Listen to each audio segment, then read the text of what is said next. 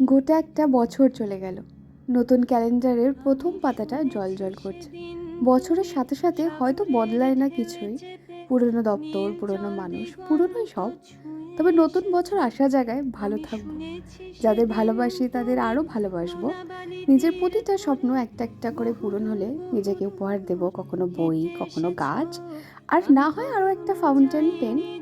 আনন্দ ছড়িয়ে দেব ফুলেদের, গাছেদের কাছে, চাঁদের কাছে। আর দুঃখ হলে তারা জমা থাক আমার বেসুরো গানে, ডায়েরির পাতায়।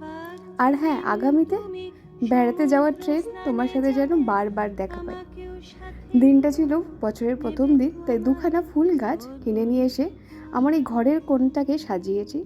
প্রত্যেকেরই বোধহয় ঘরের একটা কোণ থাকে যেটা তার একটু বেশি পছন্দের, যেখানে তার আমিত্বে ভরা থাকে।